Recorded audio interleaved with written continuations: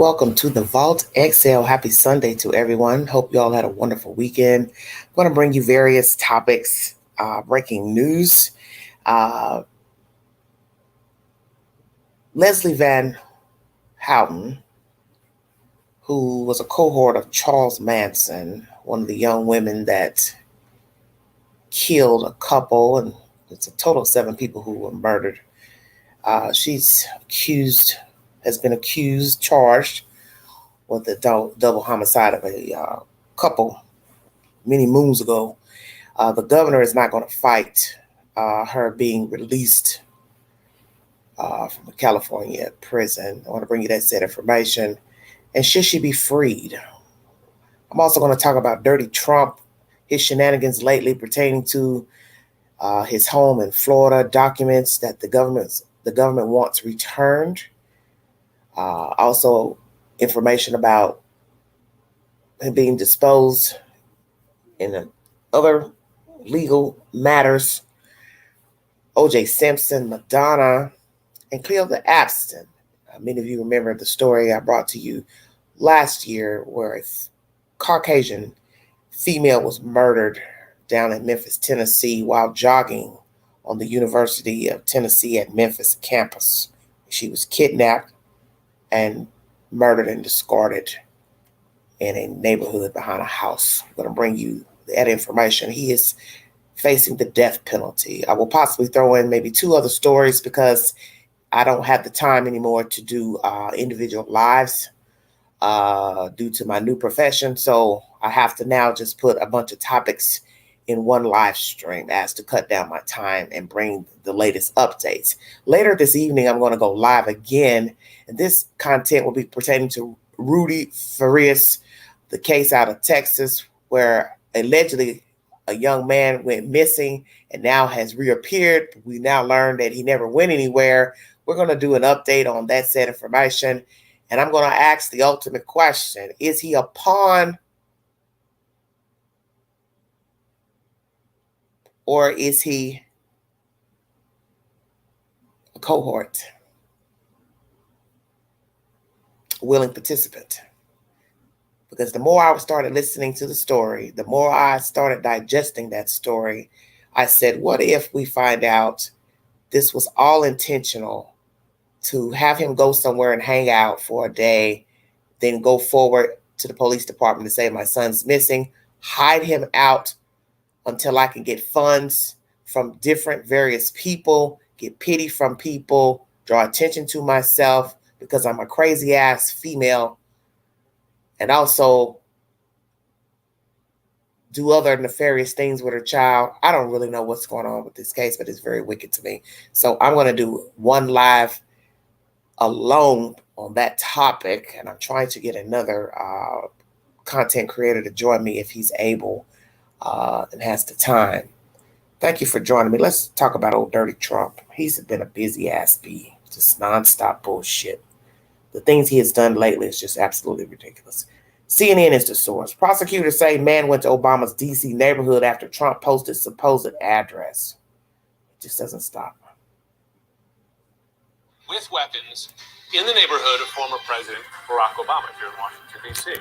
Federal prosecutors say the suspect began live streaming in that area shortly after he reshared a social media post from the former President Donald Trump, in which Trump posted what he claimed was Obama's address. CNN's Caitlin Polans joins me now. Caitlin, so did the former president share something close to the Obama's address? He purportedly shared an address that put this man inside the perimeter where the Secret Service was protecting in a neighborhood in Washington, D.C., where the Obamas currently live. So within a few blocks, in other words? It appears to be in the neighborhood itself, according to the court documents. But what's so concerning about this is that wasn't when this guy got on the radar of investigators or federal protection, the FBI. They had been monitoring him because he participated in January 6th, allegedly. There are videos of him. He was posting on YouTube about being an insurrectionist and then had a series of live streams in the month of June where he's talking about January 6th, Right. his participation, as well as saying threatening things like he wanted to blow up his car outside of a federal building the day before he goes to this neighborhood in Washington, D.C. There was also another incident where he was live streaming himself talking about January 6th inside of an elementary school in Maryland. And so all of this comes together. And on a live stream, the feds watch him walk. Let me go back through and the hear that neighborhood again. Hold on a street, minute. talking about January 6th, Right. his participation, as well as saying threatening things like he wanted to blow up his car outside of a federal building the day before he goes to this neighborhood in Washington, D.C. There was also another incident where he was live streaming himself talking about January 6th inside of an elementary school in Maryland. And so all of this comes together. And on a live stream, the feds watch him walk through the neighborhood. He's streaming. He's saying he has them surrounded, presumably the Obamas. And then he takes off on foot. They finally arrest him in a wooded area very nearby. Okay. I will hold that thought for a moment because I know you have new reporting as well on the indictment against former President Trump, and that there might be a more detailed, or less, I should say, redacted version of that indictment coming out? Yeah, so we're waiting to see if there are more details about what we can learn of the investigation that led to this indictment. So back whenever the FBI did that search of Mar-a-Lago last year, they had to submit a pretty detailed affidavit in court saying this is why we believe we will find evidence inside Mar-a-Lago. After that search, we got a version of that court document that had a lot of redactions in it. But now that Trump has been indicted, CNN, other media outlets went back to court and says, can you give us another version with fewer redactions now that we see the indictment? And so a judge has told the Justice Department, we are going to get to see another version of that paper. Notable. Okay, we'll learn more there. I do want to go back and bring in CNN national security analyst and former assistant secretary at the Department of Homeland Security, Julia Keim, on the question here of a former president sharing what turned out not to be the exact address of the Obamas here in Washington, but at least in the neighborhood, put this suspect in the neighborhood there, and the suspect considered enough of a threat that he was taken in by Secret Service protecting the former president. Is that a dangerous thing for a former president to do, to share with his followers that information? When I heard this story, I was thinking about, the moments after President Biden became president, he denied Donald Trump access to present national security briefings, and now I think it was prescient.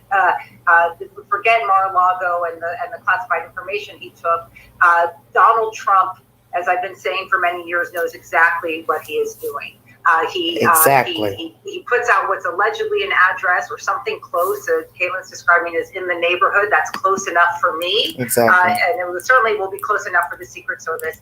He is not doing that for neighborly brotherhood. He is doing that because his followers will do something with it. Most will ignore it. Most Trump supporters do not support violence, but he knows that there's some group of them that will do something. And Trump can claim plausible deniability. He can claim, I was just putting this out there. Why is everyone taking everything so seriously? But we've got 7 years of evidence of him doing this. And yet he did it again against a former president. And not surprising that the person who took the bait is someone who also followed him on January 6th. So let me ask you a bigger picture so folks at home and can understand the seriousness of this. There is a deep problem with right-wing extremism in this country. In fact, the FBI, not just under this administration, but the previous one, has identified right-wing extremism as the greatest domestic terror threat, outpacing even international terrorist groups. So you have a former president sharing information that someone in one of those groups might then use. If you were looking at this from your former perch at the Department of Homeland Security, would you consider that person, in this case the former president, as aiding and abetting a threat by doing that? Aiding and abetting would be hard because I think Trump could say, I wasn't directing them towards something. But what you could look to for Trump is a sense of sort of assisting this environment, and the solution may not be a legal prosecution. That's different than, say, January 6th, where there might be evidence of sort of a direct involvement with the violence. In this case, what it takes from a sort of counterterrorism perspective, because I view this in that lens, that you have someone who's inciting violence against democratic institutions and against our democracy. You do the things that are being done. These prosecutions are significant, even against the guys who were at January 6th, the low-level guys. You put people in jail because it makes it harder for there to be recruitment and fundraising, but also the thing that's not happening enough, and I can't say it enough, which is there has to be a certain amount of shaming of what Trump is doing by his people. And that's what you don't see right now from the Republican Party. You see some of it, and it's important. That will go very far to say, as we've seen in other instances where a party basically abandons a president, that this is not a sustainable, this is not reflective of who we are. And unfortunately, we're not seeing that enough. Right, and what I mean, establishing here the degree of the former president's help here, as it were. No one seems to be debating the degree to which the former president is discouraging this kind of anger, and in this case, sharing information that someone with that kind of anger might use. Julia Kayyem, I know we're going to continue this conversation. Sadly, it's good to have you on. Yeah. Sorry about that, everybody. CNN News is the source of that information.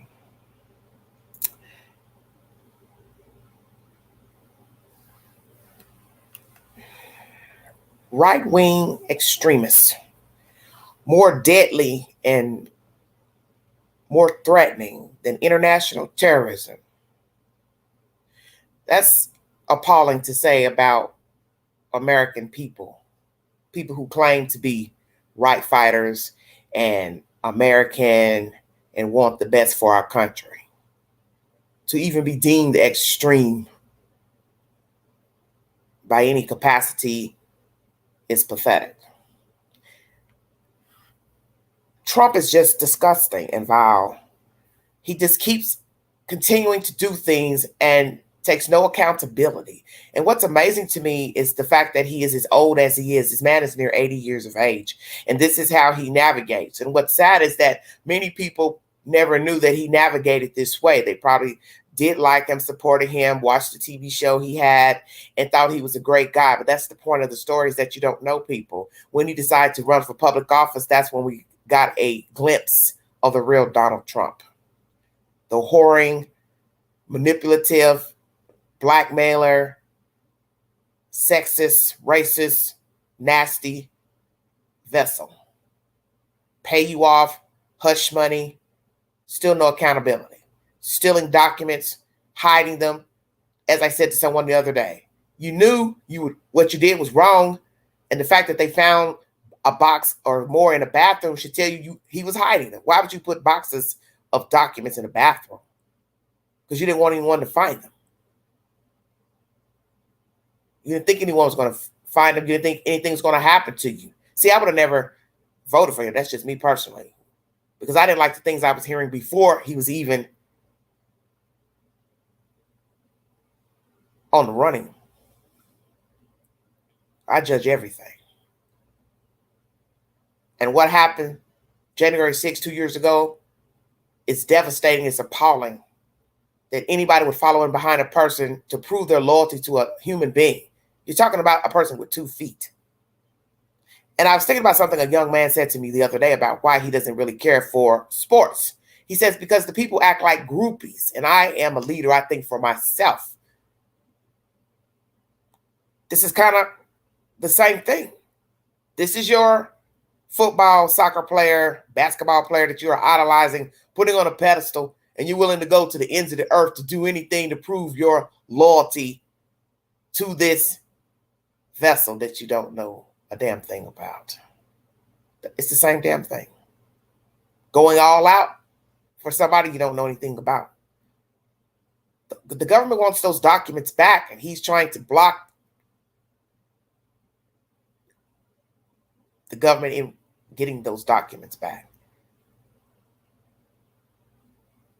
Redactions of the indictment. The judge decided to have some of that information released to the public. Thank you. Amen. He's vile. Yes, it's like a cult. And that's why you know that a lot of people walking around you are tainted.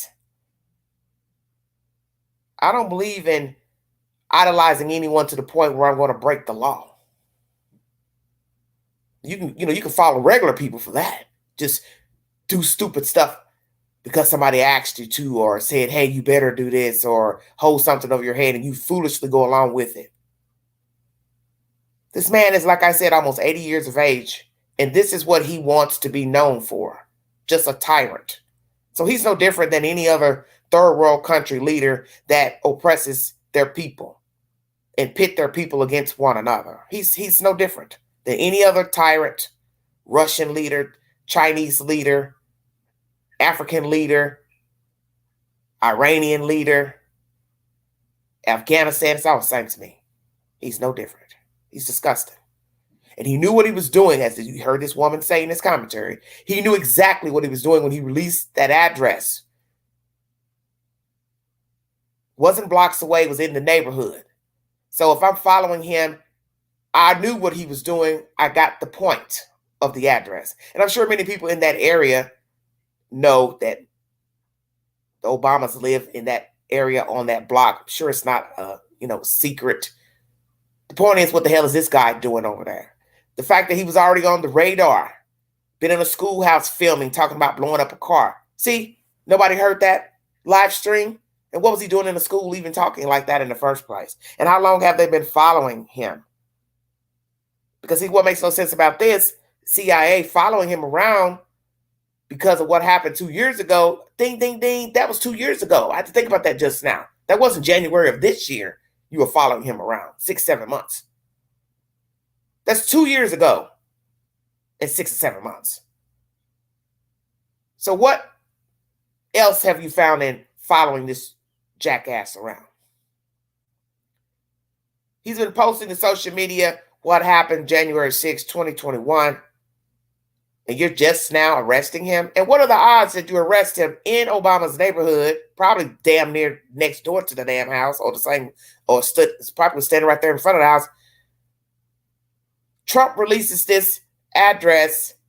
He goes to the neighborhood talking about he's got the house surrounded, and then all of a sudden you all arrest him 2 years later, but allegedly he's been on your radar. Ask yourself how convenient. How long were you going to continue to watch him? Because I'm curious. Now, I brought you information the other day about a man arrested in Lenore City, which sits right outside of Knoxville, Tennessee, of a man who was also up there in that ruckus going on at the Capitol. And he joins 800 plus other people that have been arrested. Why would you even want to be known as a person that would violate a government building and entities? You want to be known as that? I'm a proud Republican that breaks the law and breaks into government buildings and steals things and damages things and exacts violence against people. But I'm a right fighter and I'm an American. That's the message you want to send to the world, to your children, to your family. I think all these people who were there, and they have them on camera film, they're bragging about their parts they took, they should do a lot of years in prison due to the fact that it was a mess, a travesty, and a government compound. I say give them 20 years. Because you have to show people they cannot do what they want because they like somebody or they're following in behind somebody. And as you hear in this commentary, what he did with the address, Mr. Trump, giving out Obama's general address, the vicinity of his house, yes, is more overt, possibly, than what happened January 6, 2021. Depends on your perception. But I think he was ripe in commentary back then, if I recollect properly. You know, telling the people to come out, blah, blah, blah. I don't think he was very subtle in him asking the people to come out. This is sickening to me. And what's even more sickening is that he was voted in as a president with this type of hatred, nastiness, vengefulness, And as I said, there are probably many people who never knew he was this way. I watched a clip briefly of Oprah and Gayle King speaking. And I think somewhere Oprah must have wrote him a note or something and about working together to some effect. But in the end, Gayle asked her, would you feel the same way about doing any type of work with him now? And Oprah said no. Make sure I clear that up during this conversation. Of course not, because that's not what Oprah stands for. Violence and inciting hatred, venom. That's why I said people did not know Donald Trump. Well, now you do. I would have never voted for him. When those things started coming out about Stormy Daniels, I already knew it was just a reckoning on its way.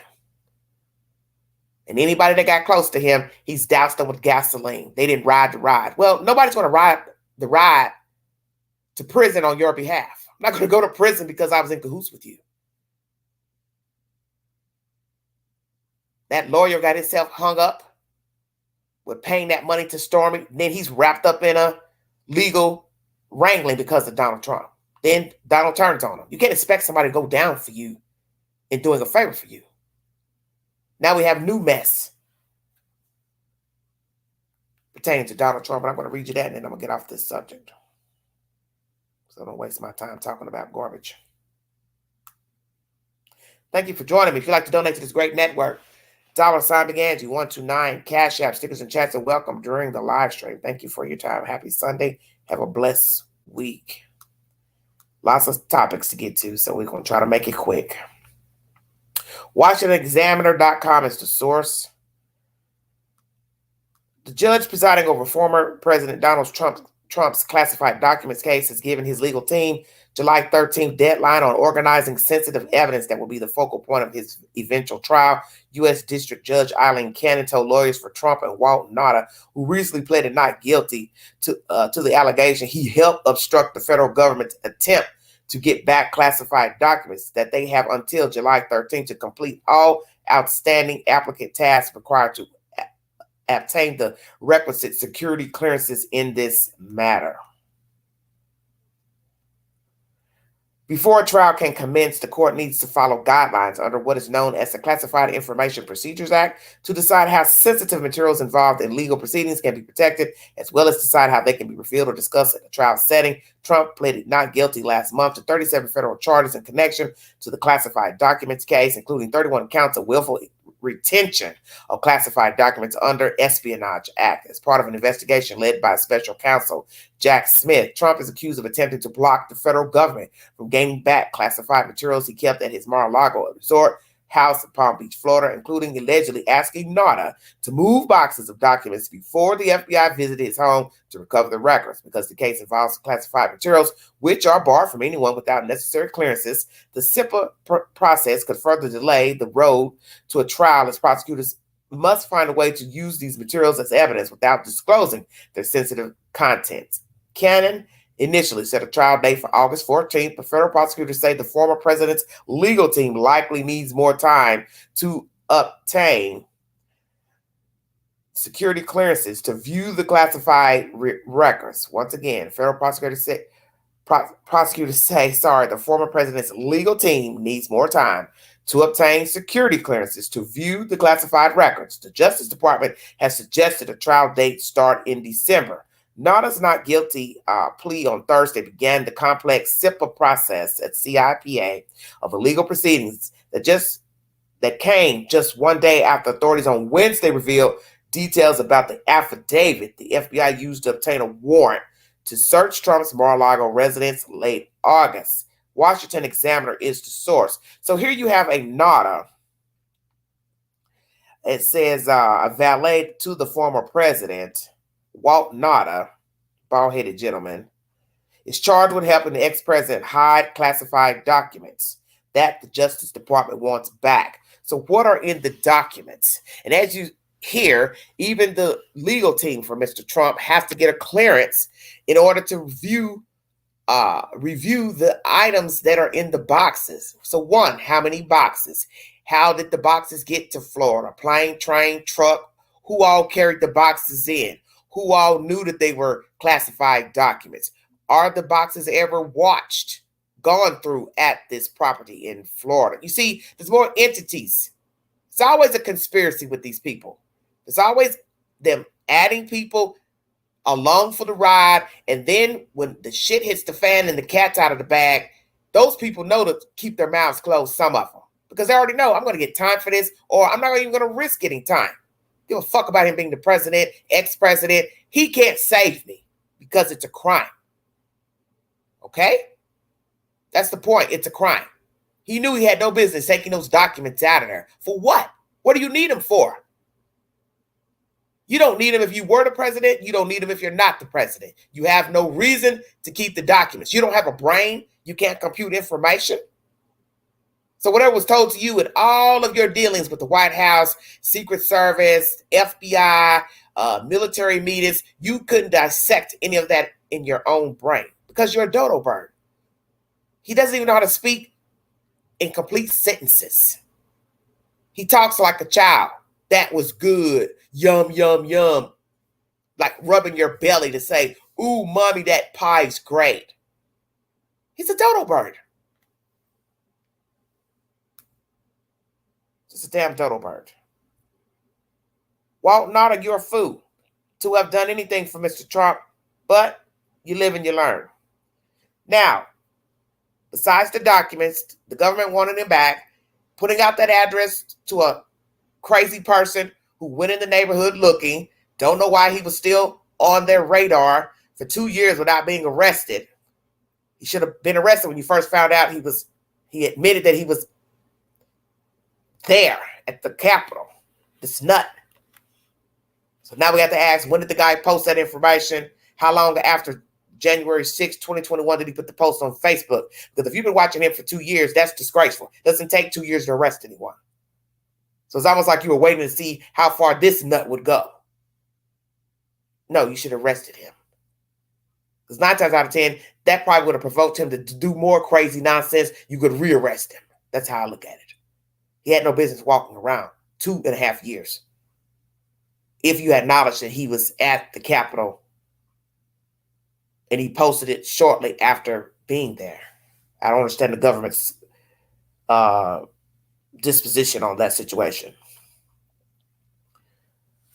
A federal judge ruled Thursday that Donald Trump can be disposed in the lawsuit ex-FBI agent Peter Strzok brought against the Justice Department for its wrongful termination after the Russia investigation. In the lawsuit, Strzok alleges Trump's political vendetta against him, whom Trump criticized in tweets, led to his wrongful termination, and that the Justice Department wrongfully released text messages he exchanged with former FBI lawyer Lisa Page. Page is also suing Trump, has denied wrongdoing. So here's some issue with someone, an FBI agent, ex-FBI agent. He said that they had a political vendetta against him. Judge Amy Berman Jackson agreed with the request to dispose Trump. Given the limited nature of the deposition that has been ordered and the fact that the former president's schedule appears to be able to accommodate other civil litigation that he has initiated, Jackson wrote in a brief order. The Justice Department has argued that Trump's public attacks were not the reason for Strzok's firing. In recent days, DOJ has sought to block Trump from being disposed, arguing in court that his testimony wasn't needed because FBI Director Chris Wray, Trump's former White House Chief of Staff John Kelly, and others had already testified about the decision to fire Strzok, distancing it from Trump. While it's so stupid. While to the extent of the individuals deposed to date recall the events in question, their testimony did not advance plaintiff's theory that the former president was involved in the decision-making at issue in this case. The fact remains that the former president himself has publicly boasted of his involvement, Jackson wrote. The lawsuit which Strzok filed in 2019 is only one of several ongoing lawsuits against the former president for actions he took and things he said while in office. Whatever the former president wished would become of Mr. Strzok is immaterial, lawyers for the Justice Department wrote Wednesday before Jackson decided, because it was former FBI Deputy Director David Bowditch who removed Mr. Strzok. The relevant questions are whether Mr. Bowditch or other pertinent officials at the FBI ever received any direction by the former president to discipline Mr. Strzok or any other expression of the former president's displeasure about Mr. Strzok's continued employment, or whether such official at the FBI acted because of the former president's public statement. So what is it that he said about him? That's what I'm curious. I don't know.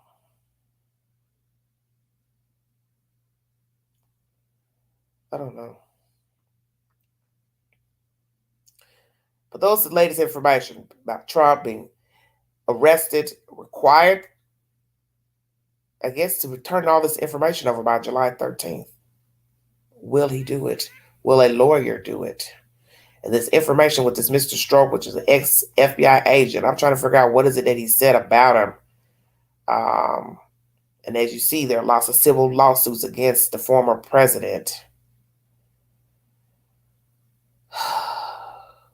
So Mr. Trump criticized this man in tweets, and he feels like this is what led to his wrongful termination. In the end, because I'm not trying to stay on this, I'm already 30 minutes in. It's nonstop with him. This is why I never could understand why anyone voted for him. This is my personal opinion. When you have someone that stays in drama all the time, their name is always in something. They're always moaning about something, crying about something somebody did when they know they're the orchestrator of the bullshit. You can't see to yourself that, hey, there's something wrong with this person. You know what's sickening about Mr. Trump? He's a man, but he's a bitch. He acts like a woman. The whining and the vendettas and the you did this and I don't like you and everything's fine so long as you don't cross him. That's his mantra. I'm good, you're good. So that's how he actually talks. I'm good, you're good. But you cross him, now you're a public enemy number one. And I believe he's the type of man, he would turn on his children. He would turn on his parents. He would turn on his grandparents. That's how vile he is. He's that type of person that when no one is looking, he would push his own brother down a flight of fucking stairs. Sister, whomever. That's what I see with Mr. Trump.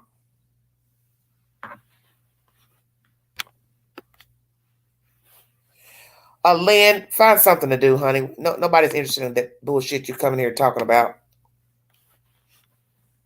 Y'all, this, that, and other. I don't want to hear a damn thing you're talking about. The man is vile. Period. He's been doing bullshit before he even got into office. It's one thing after the other. And I'm sick of hearing about Hunter Biden. What the fuck does Hunter Biden have to do with the bullshit he's been doing? You people need to learn how to stay on topic. Just admit you like Donald Trump. That's your fucking business. But you just can't keep going out in the world doing evil shit and think there's not going to be a repercussion for it. All the shit that he's done has nothing to do with Biden, has nothing to do with Hunter Biden. You just don't like a Democrat, which is still stupid because a Democrat is just a fucking title. It's not who you are. You didn't come into the world a Democrat. You didn't come into the world a Republican. You came in the world as a fucking human. What title you choose to use to describe yourself, that's your prerogative.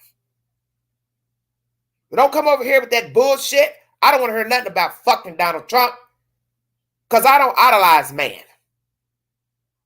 That's what the fuck is wrong with some of you. You're putting this motherfucking blockhead on a fucking pedestal and he keeps doing ignorant shit, vile shit, and you're still rooting for him. You're just ass lickers, and it's ridiculous. Not licking somebody's ass that's sitting up here throwing anybody with a fucking pulse under the damn bus. That man doesn't care for anybody. He doesn't care for you. He doesn't care for this country. He doesn't even care for his own fucking kids. No respect for his wife, and that's the whole point. He doesn't respect himself because no decent human would keep doing shit and keep getting ostracized for it and still keep making excuses. No, it wasn't me. I didn't do it. I didn't say it. He's disgusting. So you take your y'all shit. I don't want to hear it. You act like you know this motherfucker personally. Well, I tell you what, Lynn, since Donald Trump is so motherfucking great, why don't you tell that motherfucker to pay your mortgage and pay your fucking car note? How about that? Tell him you want to go on a trip to Mexico. Maybe send your stupid ass down there. We won't have to worry about you bringing your ass back. If you're lucky and the cartel doesn't kidnap your dumb ass down there. You sound stupid. This man's not even in office and he's still doing vile shit. He is a ringleader. He is the devil himself. And if you don't realize that, that is your ass. These people walking around here following behind him and doing shit as being loyal, that means they're evil as he is. They're just as evil. Nobody's going to send me down to the abyss just to say, I'm a proud American. I'm a proud Republican. That sounds stupid. Man, woman gives himself, herself a title to be whomever they want to be. And how you act on that title, that's on you. I'm out of here with that topic and keep talking about that bullshit. O.J. Simpson. Well, they said O.J. has been sick, but he has denied the claim that he is not well. Let's hear what O.J. Simpson has to say. Thank you all so much for joining me in partner language. But I get sick and tired of people running in my chat with this fucking nonsense about that fucking blockhead and commenting on the channel, going on and on like this is going to make me change my mind about some fucking man that I know is evil and doesn't give a fuck about me or any other fucking white person or Mexican or Jew or Arab. Did you hear that, Lynn? Champagne.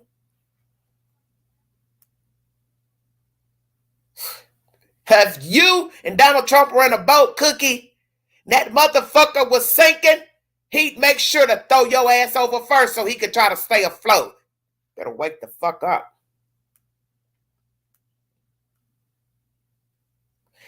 O.J. Simpson shared a video denying getting a heart attack during emergency surgery. Recently, major news broke out regarding the former football legend who nearly survived death as he had a stent placed in his heart during an emergency procedure. So, is that true that he even had the stent? I am wondering. The surgery was reportedly successful and he was stable while in the care of doctors.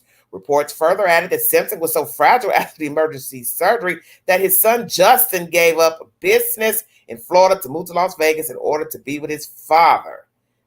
I don't know. I don't know what is true and what's not, but let's hear from O.J. Simpson. It's yours truly. I was kind of falling asleep watching the ladies' LPGA golf tournament today when all of a sudden I started getting texts from various people wish me well from the heart attack that I had. Well, you know what? I never knew I had a heart attack. So I guess I thought a heart attack would feel a lot worse than whatever this is. In any event, it must be true because it was in the media. So maybe I should run to the hospital real quick. Maybe I had a heart attack and didn't know it. I'm just saying. Take care. All right, some of you may not care about that, but I just went ahead and addressed it because, as I said, on this network, I'll be discussing, entertainment, arts, different type of news besides true crime. So he's denying having a heart attack. Allegedly had a stent, so I don't know what's the truth. I'm going to move on to the next subject.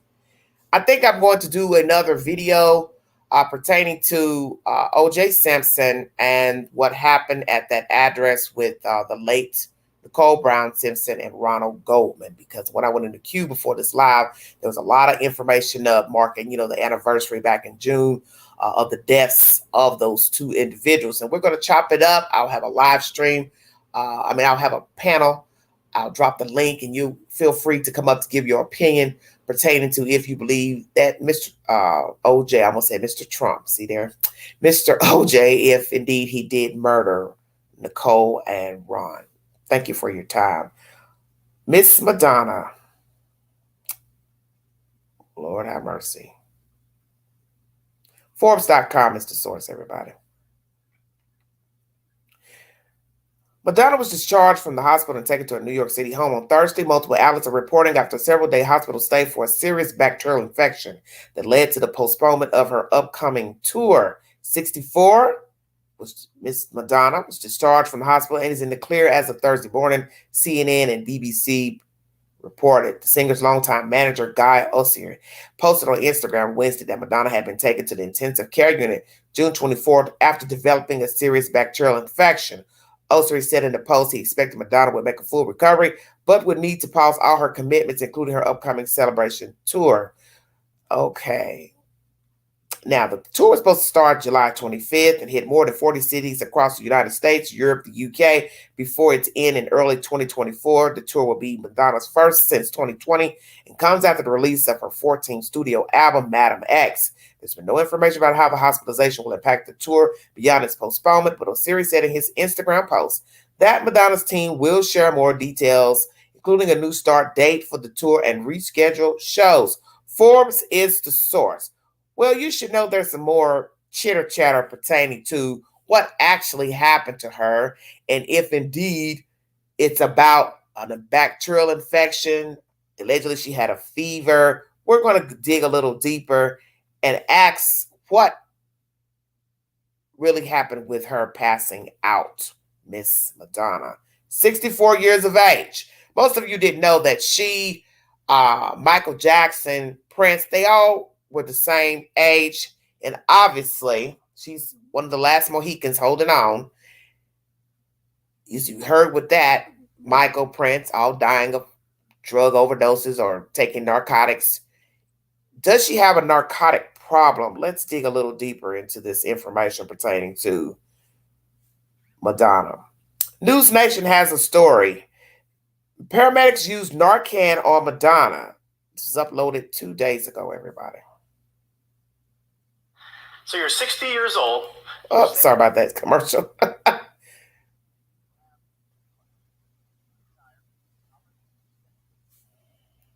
Sources who say the medication, commonly used as a last resort on drug overdose patients, can also reverse septic shock, which Madonna is said to have suffered from.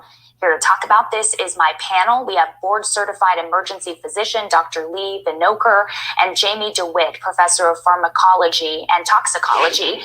Dr. Vinokur, we are used to hearing about Narcan when we're talking about drug patients, again, most commonly in drug overdoses.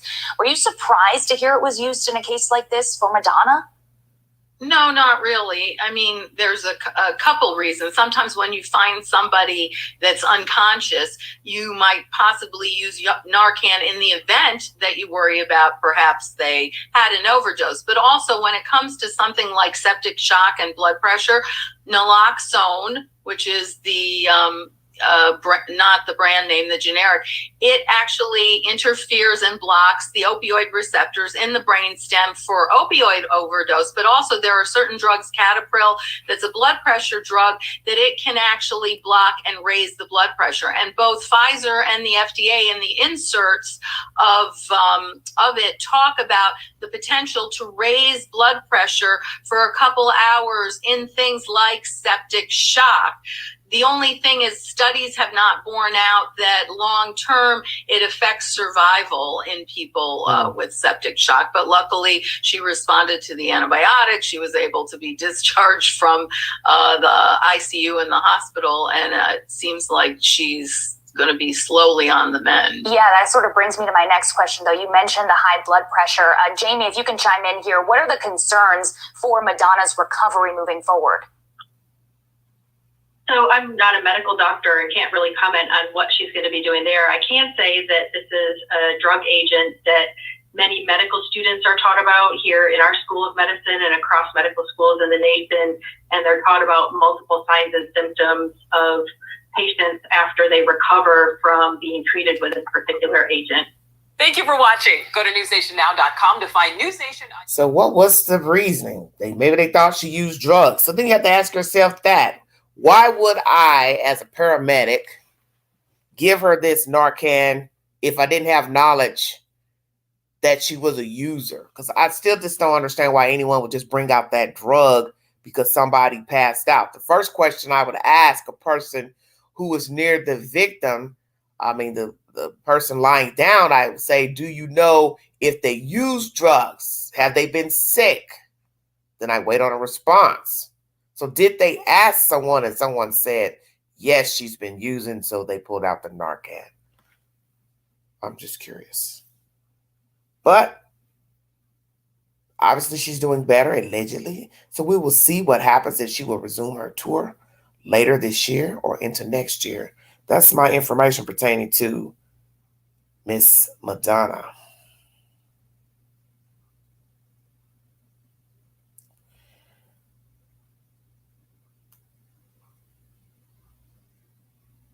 Very sad information. Go to my community board where you'll see my information pertaining to Miss Madonna, the information pertaining to dirty ass Trump, who sent that, I say he sent that damn man over there to Obama's neighborhood, his house. I have that on my board. I was supposed to play that, but I didn't end up playing that.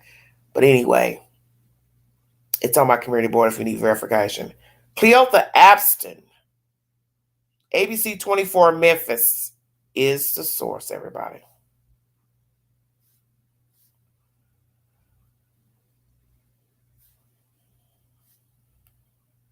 The man accused of kidnapping and killing Eliza Fletcher stood before a judge as they reset his court date. But before that, we learned that DA Steve Mulroy is now seeking the death penalty in this case. Lakita Johnson is live from 201 Poplar with more. Lakita, what can you tell us?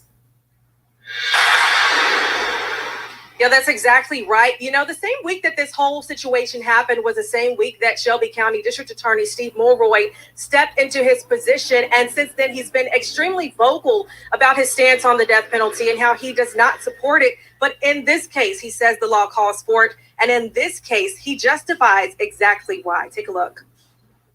Phrase heinous, atrocious, and cruel is a term of art that is in the statute. It is one of the listed statutory aggravating factors. You have to show at least one of those aggravating factors in order to get the death penalty. And what it refers to is a level of violence that goes above and beyond that necessary in order to cause the death.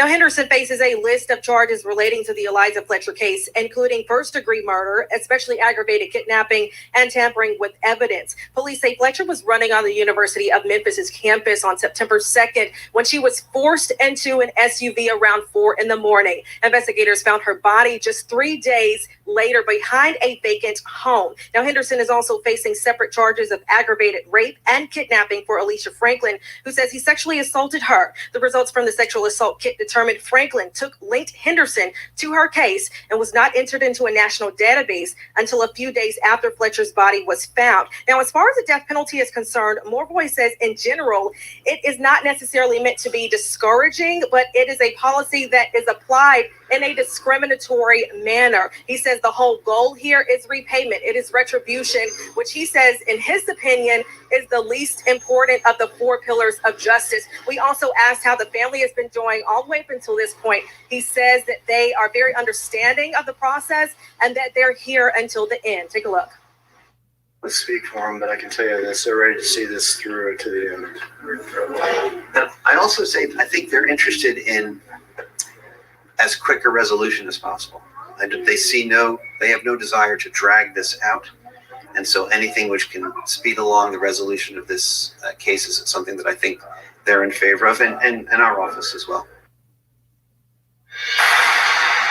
Now, the judge says that if he could have it his way, that this would be tried by the end of the year. But of course, the investigations have to be complete and presented. Now, the next time that we should see Cleotha back in court is going to be on August the 4th. And of course, we will keep you guys updated both online and on air with the latest. For now, Memphis, I'm Lakita Johnson. Back to you. A very big decision. All right, ABC 24 Memphis is the source. So, Cleotha Abston kidnapped this woman, Miss Eliza Fletcher. I would assume the worst besides death, sexual assault. It was also alleged that he had hit the woman. It's baffling. I don't know why this certain case bothered me. I don't know if it's because it was here in my own state, but I think it was the information that was related to the public pertaining to her being missing. And then when we started getting the details of things he left behind, such as his shoe, trying to get her into the vehicle being parked on the campus for, 4 or 5 minutes. One would wonder what he was doing to her then in the car, probably, subduing her to take her to the next location, which she was found behind a vacant house. It's just disturbing because here's this woman who's been doing this for some time, whatever that sometime is, running on this campus, running at this time of morning in the darkness. And here's this thing walking around, obviously hunting, assaults her, then kills her. Then it comes to light about another African American female who was assaulted by him, I think, a year or two before, because he had only been out a short while from prison, maybe 2 years. So I believe a year before, he assaults her. We get the details pertaining to that assault. I believe they met on a date app or something. And all this time, there's no information about her case. Not put into the database. And we know that a lot of rape kits they sit on the back burner because of labs. I guess maybe not having enough people to do the kits, depending on the how many kits they have, sitting on the shelf waiting to be tested. So while this person is walking around wondering if this person ever going to be apprehended, if they know the perpetrator or don't know the perpetrator, it's still jacked up. The fear of being attacked, God forbid, like I said, them, don't know them. They'll come back, do it again, find you, hurt you, to keep you quiet, reassault you. All this time, he's walking around Memphis, doing what he wants to do. Geeker, I believe he gets high. He looks nothing like his, prison photos. He was much smaller when he went to court last year. He got a free ride, gets out. Also theft. I believe he stole a woman's card from the job where he worked at the dry cleaners. Just a busybody. This led me to believe he's a user. He was a drug addict. He's a drug user. He's an addict. So you see, one thing after the other. Assaulting one woman a year before, stealing from the job, then finding Eliza, assaulting her, killing her. There's no telling what else he's done in the short 2 years he was out from prison. That's something else I'm waiting to hear. What else had he done? Had he done anything else? When they went to the house to look for him or to get information, some black woman comes to the door. She looks crazy. She had white stuff around her mouth, looking just out of it. He obviously used her truck to commit the crime against Mrs. Fletcher. I was just like, this is sickening. But this is what goes on in the world. Those things you don't know about. These people are walking amongst us. Vile, sickening, disturbed, disgusting, whatever negative word you can come up with. They're animals. They're like wild animals. No civility whatsoever. And here he's raped one black woman. Then the next year he rapes a white lady.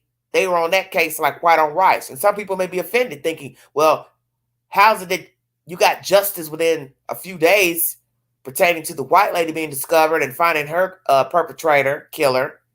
But this black girl's been walking around with no justice for a whole year until a white woman gets murdered. You can't really deny that there's something off with that. Because what people are going to say is, whatever tools you were supposed to use for the black lady, you would have had to use those same tools and avenues to find the white lady's killer. Especially when you do the autopsy, you check to see if she was violated sexually. What's the difference between what you would do with a victim that's alive versus one that's deceased? It is messed up. The system's messed up. Because that's what this young lady's probably thinking. You all cared more about a Caucasian female than a black woman. You didn't care about me. You put my kid on the shelf, and then you didn't even put it in the database. Because that's why I said it's no telling what else he's done in the short 2 years that he was walking free. And it'll be a shame to find out that he committed more crimes. Well,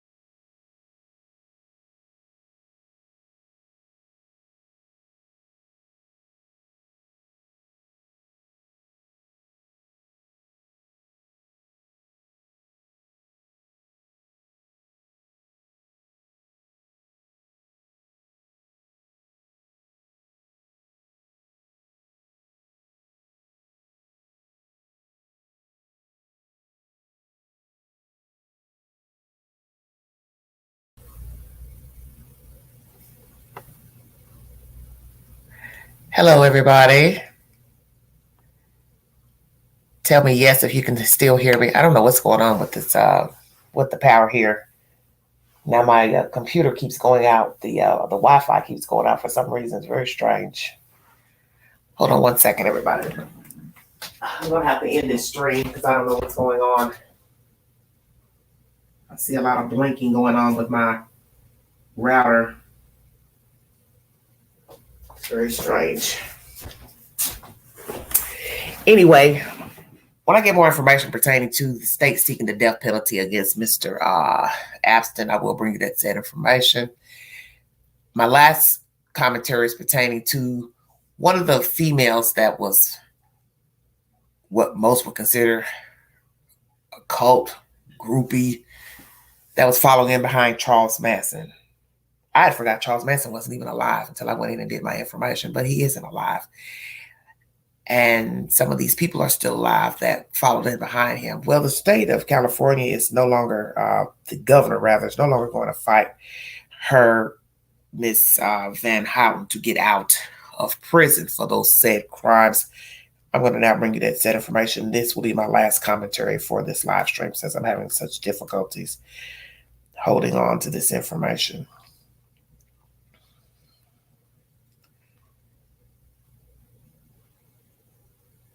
I will put a poll up pertaining to the state releasing her, the state of California prison systems releasing her, if indeed they do release her, let her out on parole. Leslie Van Houten, follower of cult leader Charles Manson, is one big step closer to freedom. KTLA5 is the source. And follower Leslie Van Houten is one step closer to being free. Governor Gavin Newsom says he will no longer fight her parole after a state appeals court ruled she should be released. Van Houten has been in prison for 53 years in connection with the 1969 killings of Lino and Rosemary LaBianca. She has been recommended for parole 5 times since 2016, but Newsom and former Governor Jerry Brown rejected those recommendations. The state parole board must give a final sign-off, and Van Houten could be released to a halfway house in weeks. KTL5 is the source. This is my last commentary for this evening. And then I will resume another live stream if I can later tonight. Leslie Van Houten's an older person now, been incarcerated 50 years. Should she be released to the general public? There were a total of 7 people killed under the guise, many believe, by Charles Manson. One commentary I read said Manson wasn't there when the couple was killed. The older couple were killed. But then another piece of information I read said he was there but had left. Let's chop up that information. Please take the poll of my community board if you believe she should be released, that she has made atonement for what happened in that house with that couple. I can't say because I don't know her. One could say, well, she's been in there a long time, but being somewhere for a long time depends on what you consider long. 50 years worth, 2 lives. It's just 25 apiece. Basically, 25 plus. You want to be exact.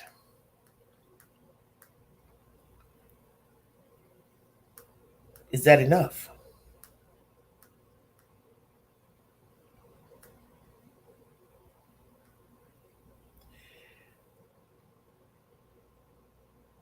When you look at her in the court pictures, in this one article I'm about to read, she looks sullen, as if, hey, I'm sorry for what I did. I'm sorry I committed these crimes. You know, puppy dog face. But is she remorseful? That's the question. California Governor Gavin Newsom's office on Friday announced it would not challenge a May State Appellate Court's panel ruling that opened the possibility of parole for Leslie Van Houten, a former Charles Manson follower and convicted murderer.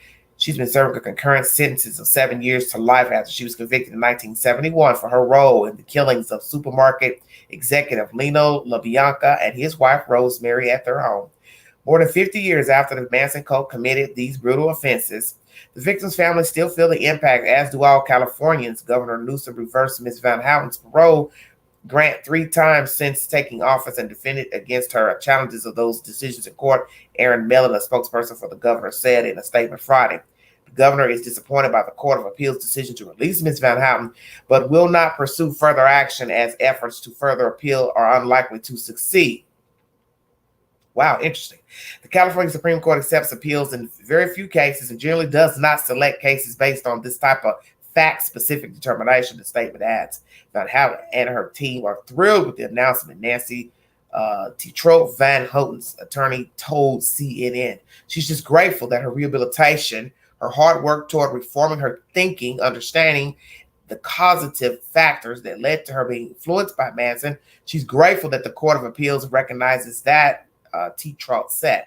Van Houten will be released on parole pending a final behavioral hearing with the exact date to be kept confidential for her safety, according to Tetreault. Van Houten, now in her 70s, was 19 when she met Manson and joined the murderous cult that came to be known as be called the Manson family. The brutal killings began August 9th, 1969 at the home of actress Sharon Tate and her husband, famed movie director Roman Polanski. He was out of the country at the time. The first victims were Tate, who was 8 months pregnant, a celebrity hairstylist named Jay Sebring, coffee fortune heiress Abigail Folger, writer Wojciech Frykowski, and Stephen Parent, a friend of the family's caretaker. The next evening, the LaBiancas were stabbed to death at their home. Although Manson ordered the murders, he didn't kill anyone.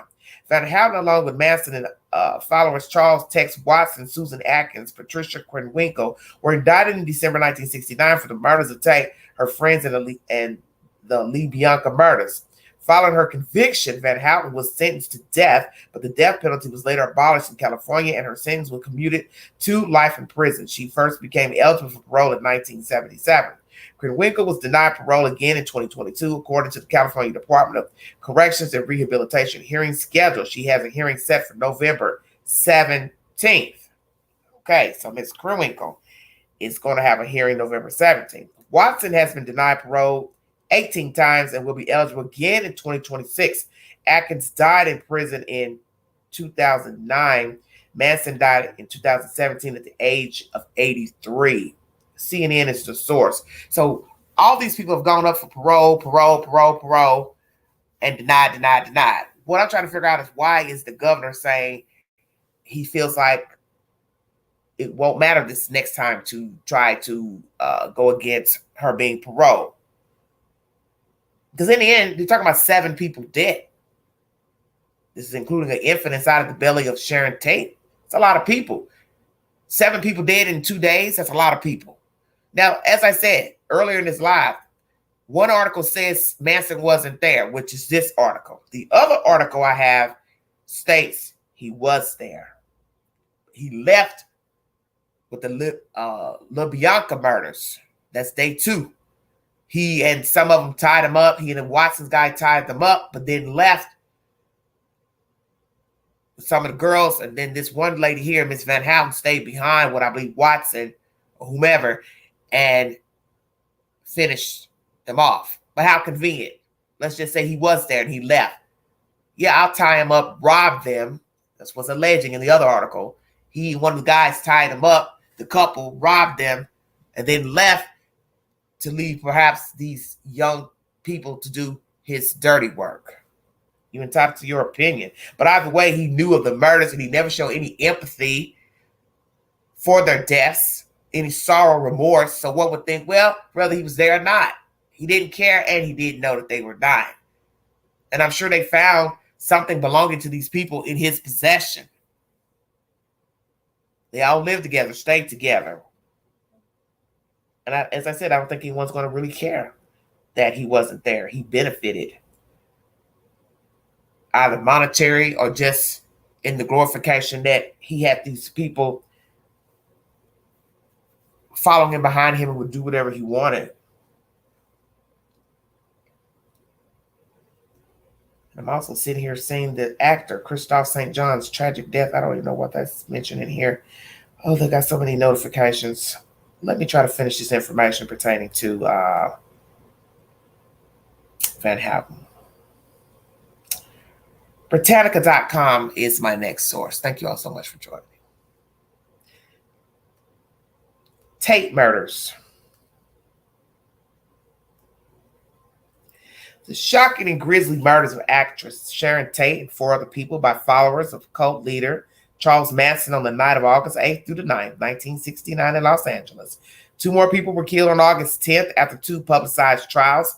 Manson and 4 of his followers were convicted of all murders in 1971. Tate, a fledgling actress whose best-known movie was Valley of the Dolls, 1967, was married to filmmaker Roman Polanski and was more than 8 months pregnant. In the summer of 1969, the couple was renting the house up at 10050 Cielo Drive in the exclusive Benedict Canyon neighborhood of Los Angeles. While Polanski was in Europe, his friend Wojciech Frykowski and Frykowski's girlfriend, coffee heiress Abigail Folger, were staying with Tate. On August 8th, Manson ordered his follower, Charles Tex Watson, to go to this address at Cielo Drive, 10050, with several other cult members and kill everyone there as gruesomely as you can. Manson was familiar with the house because his previous tenant, music producer Tarek Melcher, had earlier considered and then decided against giving Manson a recording contract. Watson drove to the estate with Susan Atkins, Patricia Krenwinkel, and Linda Kasabian. So we have Watson, Susan, Patricia, and Linda at this estate. When they arrived on the property after midnight, they encountered a car driven by Stephen Perrin, an 18-year-old who had been visiting the estate's caretaker at his home in the guest house. Watson shot Perrin to death before he, Atkins, and Krenwinkel broke into the main house, leaving Kasabian to stay at the gate as the lookout. The 4 people in the home, a celebrity hairstylist Jay Sebring, close friend of Tate's, was also there. They were made to gather in the living room, and Tate and Sebring were linked by ropes tied around their necks. Sebring was shot and stabbed to death. Frykowski and Folger managed to free themselves and flee the house, but both were chased down and killed by Krenwinkel and Watson. Finally, Atkins and/or Watson fatally stabbed Tate. As they left, Atkins used Tate's blood to write the word pig on the front door. The following night, Manson took Watkins, Atkins, Krenwinkel, and Kasabian, as well as Leslie Van Houten and Steve Clem Grogan, in search of more people to murder. Manson selected the Los Angeles home of grocery store executive Lino LaBianca and his wife Rosemary. After Manson and Watson tied the couple up and robbed them, Manson left with Atkins, Kasabian, and Grogan. Watson, Van Houten, and Krenwinkel remained and acting on orders from Manson, stabbed the couple to death, again leaving words written in blood on the walls. The crimes created a panic in Los Angeles, especially given their horrific nature. Frykowski has been stabbed more than 50 times and shot twice. Investigators were initially baffled and failed to make the connection between the 2 murder scenes. I don't know how you can not.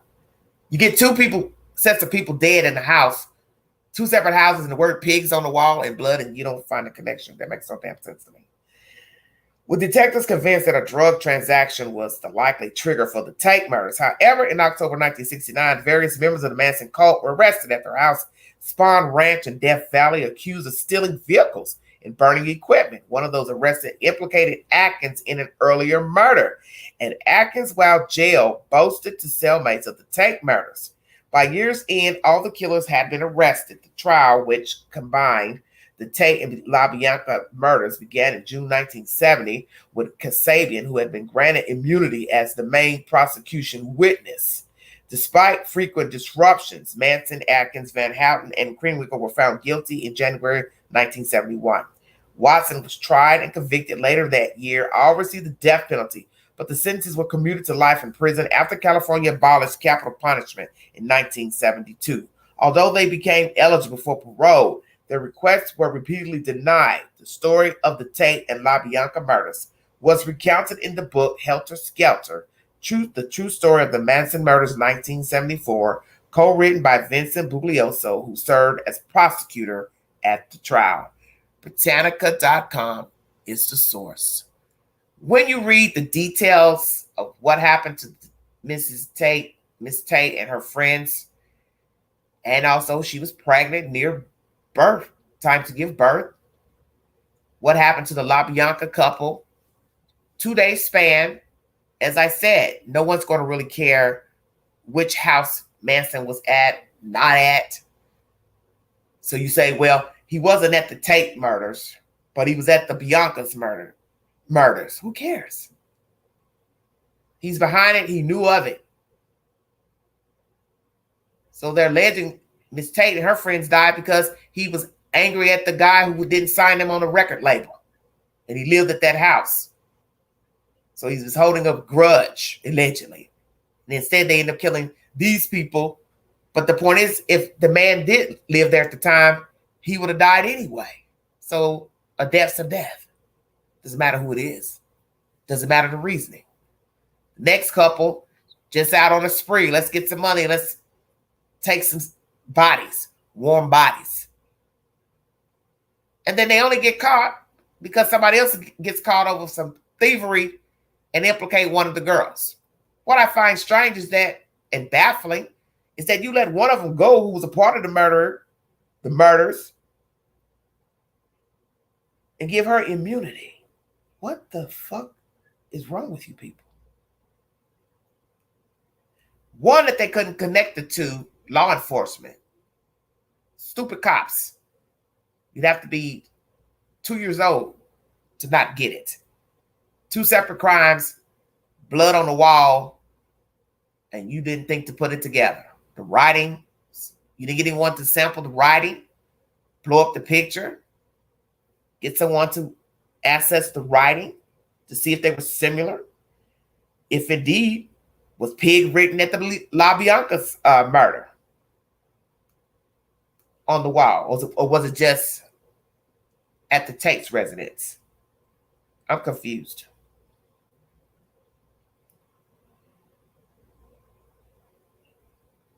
Kasabian granted immunity as the main prosecution witness. This is crazy to me.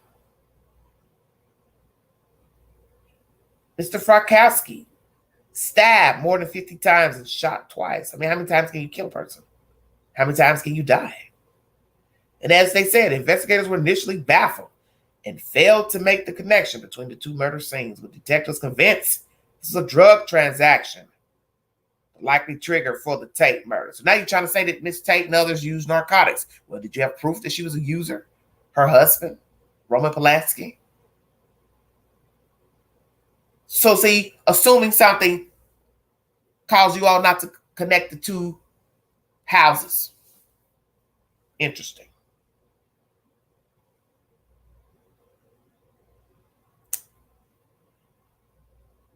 October 69, members of that cult at the Spawn Ranch in Death Valley, burning cars and burning equipment, stealing cars, and burning equipment. One was arrested and implicated Atkins in an earlier murder. And Atkins, while jailed, she's stupid too, boasting the cellmates of the Tate murders. So you get arrested because somebody told on you, and you stupidly sit in the jail and brag about killing Miss Tate and her friends. Once again, at the end of the year, all of them had been arrested. Kasabian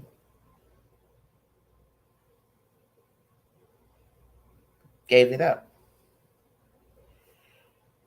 Maybe California shouldn't have abolished the death penalty, because a lot of heinous crimes come out of California. It's one of our largest states here in the union, and they have a lot of crime and they have a lot of people incarcerated, and they do not mind giving you a lot of time in prison either. So I think it's interesting. You would abolish this, obviously, considering it cruel, but then you have to look at the crimes these people commit. They don't have the right to even breathe. And though most people sit on death row for at least 10 years, it's still a luxury for you to still be alive. Yes, in that hole. Because the people you murdered, they haven't been afforded that luxury. So 7 people killed in 2 days by all these participants, and one granted immunity. And now 50 years later, The state of California says, well, we're going to go ahead and try to let this lady go. She's done her time. But really, she's only done 20-something years per person. It's just 2023. So 71, 52 years ago, same year the Queen was born.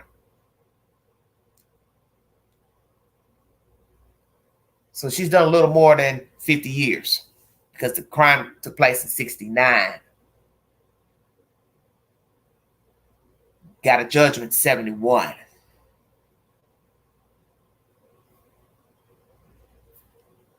What, 54 years? Still not enough. Because like I said, you're only getting 20-something plus years per person. 27 years per person, Miss Van Houten. She may seem remorseful. She may actually be remorseful. I can't say what's in her head. But what would be sickening is if you let that old bat out, excuse my language, this older lady out, and she really don't have any remorse. And she still has vengeance in her heart. And then she'll be walking around people, man, woman, and child. That's disturbing to me. Very disturbing to me. That's my information pertaining to Miss Van Houten. She may get paroled. And how will she be able to live? Because as you heard earlier, they don't want to release information of a due date of her being paroled as to preserve her safety. What relatives do they have left, these people? Are any of their parents still living? Because they were 19 at the time, 20s or whatever, young people.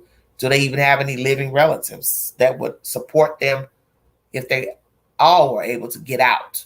Because I told myself in reading this article, well, if you let one out, the other ones will fight because they're all in the same state, I'm assuming. You know, unless they got sent somewhere like Colorado or somewhere else, they can also bring the same claim. Well, you let her out, you might as well let us out as well, parole us as well. And that would be the contingency. One's let go, freed. Why not free us? Why not? So how do you all feel about her being able to get out? Do you think she has remorse? She's remorseful. She's repented.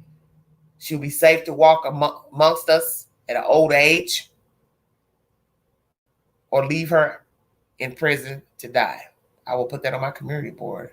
This commentary is pertaining to Leslie Van Houten being freed, Dirty Trump and his dirty deeds as of late, the government wanting those papers back, giving his team till the 13th of July to comply, also sending out the general demographics of Mr. Obama's residence, Mrs. Obama, our past president, Madonna's health issues, Mr. O.J. Simpson's health issues, which he denies having a heart attack during surgery, and Cleopa Ast, African-American male accused of killing Liza Fletcher, a white woman, down in Memphis last September 2022. Heinous crime, aggravated kidnapping, assault, and murder. And also we learned African-American female had been raped by the same male a year beforehand, and her rape kit sat on a shelf for a year until the case of Liza Fletcher. I'll put polls up about that as well. Was there improprieties due to race, or was it a backup? But then one could say that doesn't make any sense if there was a backup, because if there was a backup with her, then it would still been a backup with Miss Fletcher. What's the difference? Race may be the issue. Because she was prominent, well-known in the community. Her husband's family well-known. I believe it's her family, his family well-known. Had a little wealth. White woman being killed on a university campus. That's going to draw a lot of attention. And that's what happens in this country, whether you want to believe that or not. Race does play a part in investigations.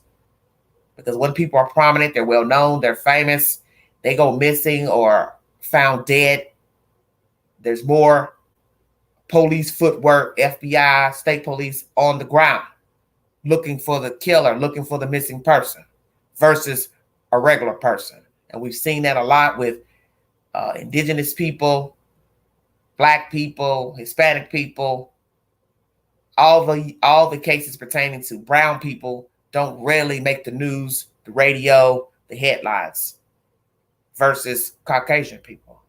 So is this an issue of race? I want to thank you for your time. Have a wonderful week. Please check out my movie suggestion for the weekend, which was Deep Water. Oh, wonderful, wonderful movie with Ben Affleck. This is some of his finest work.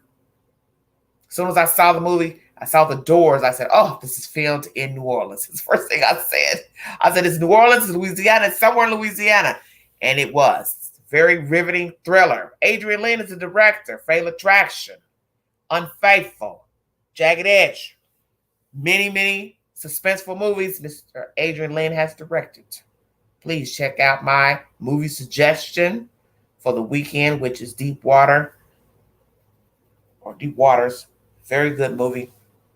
Foreign actress. I've seen her in something recently, but I couldn't remember what it was. Please check out that said content. And also, the movie suggestion from Lifetime was pertaining to a man obsessed with a woman. I have yet to watch it, but I will check it out. I just go in the queue, and whatever I find of interest, I post it as a suggestion for you all to watch for your entertainment. Thank you so much. If you'd like to donate to this great network, $sign Big Angie, 129 Cash App, stickers and chats. Welcome to the live stream. Sorry for the interruption earlier. There was some type of power outage that kept the stream down. But so far, I'm back on. And please join me later. Let's talk about Rudy Farias. Is he a pawn or a willing participant in the scheme to say he had disappeared? Because we have now family members and neighbors saying he's been walking around the neighborhood this entire time. And this is not good. Because now we have to wonder if Rudy went along with this, went along with giving a fake name over the years, knew about the GoFundMe pages that his mother put up to get money. She's also been accused of getting $2,000. Should she have to pay that money back? Should she be charged with fraud for filing a false report and trying to scheme people? Because it's a misdemeanor to file a false report, or I believe, and lie and give a fake name to the police. But it's time now to ante up the charges when it comes to crimes, because this is why people continue to do what they do, because they just get a slap on the wrist, they get probation, they get an ankle bracelet.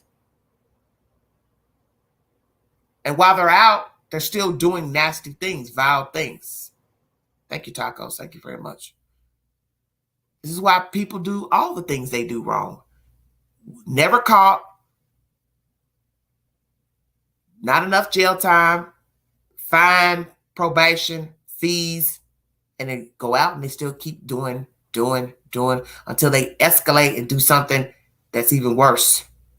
And that's usually what happens with a lot of people. They don't stop. They get worse. They become worse. I watched a documentary the other night pertaining to an app that put people together that wanted to have affairs. I forgot the name of it. The name of that app. Everybody had heard about it back in the day, back in the early 2000s. So I might do a live stream about that and get you all's personal opinion on what you think of that that app.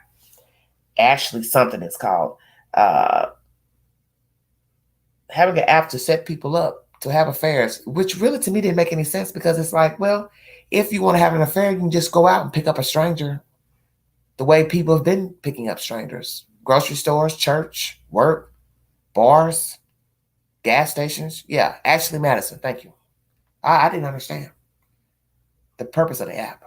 Make money off of it. Free for the women, but the men had to pay for points. It was the stupidest thing I ever heard. But it's a documentary. I think I found it on Hulu, and I just couldn't really understand getting on the app and paying when you can just go do it yourself. Made no sense. But anyway, that'll be an upcoming live.